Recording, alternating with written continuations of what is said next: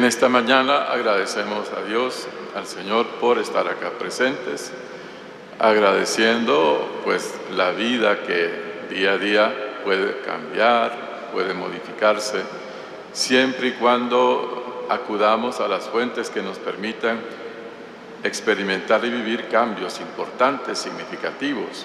La primera lectura, que es tomada del texto de sabiduría, nos describe la oración, la petición de un rey que, reflexionando sobre su gobierno, sobre su autoridad, considera importante discernir, pensar cuál es la vida del hombre. Y él considera, todos los hombres somos iguales, iguales. Vamos a nacer, vamos a morir.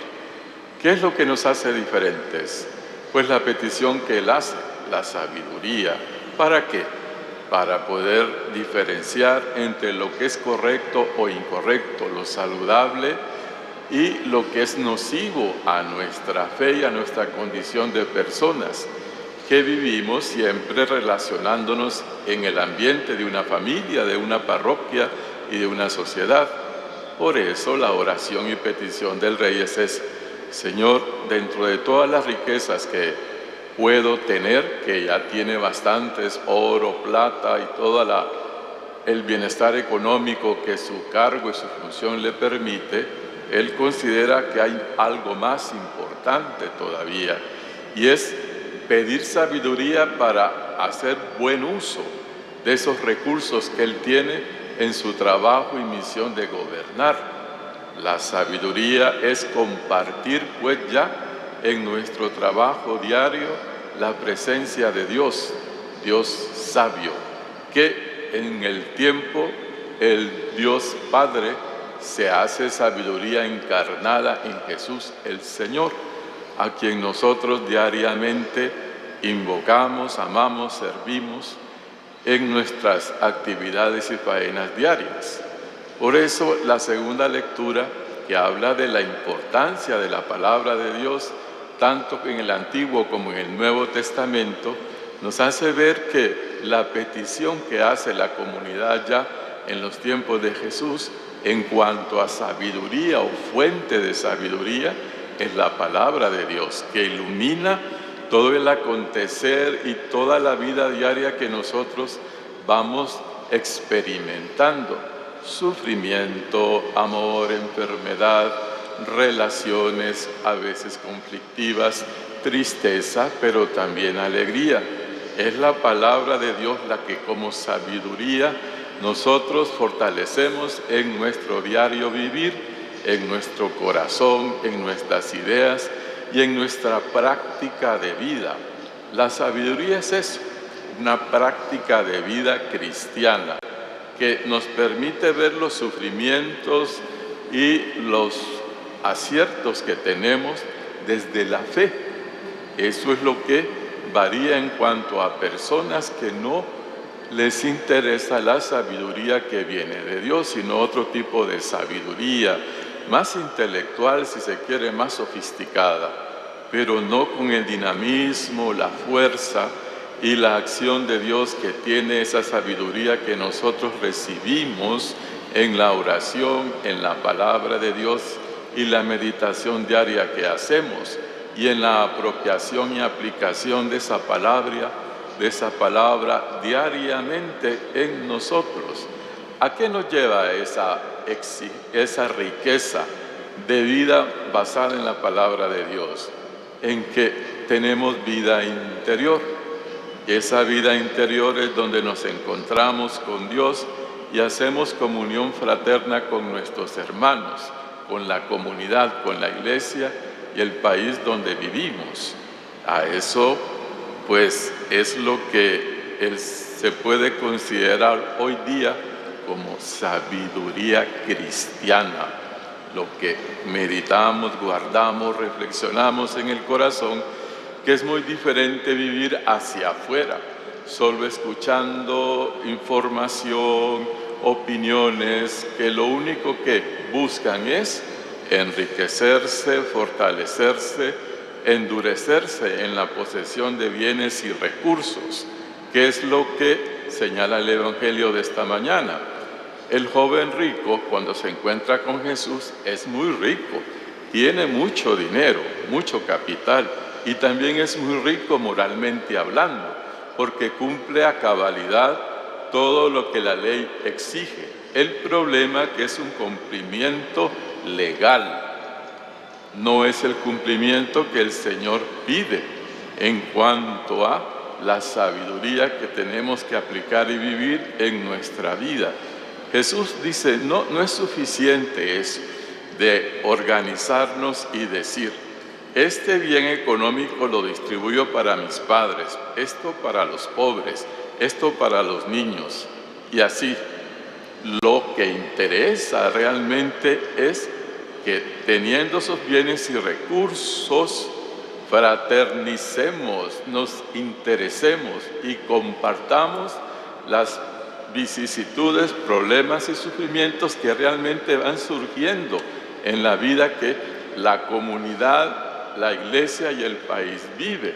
No solo son esas dependencias organizadas que nos permite decir, soy un buen cristiano porque cumplo a cabalidad y ejecuto mis proyectos según agenda tengo. No es eso, sino que entender que con los bienes materiales nosotros podemos hacer mucho bien o mucho mal.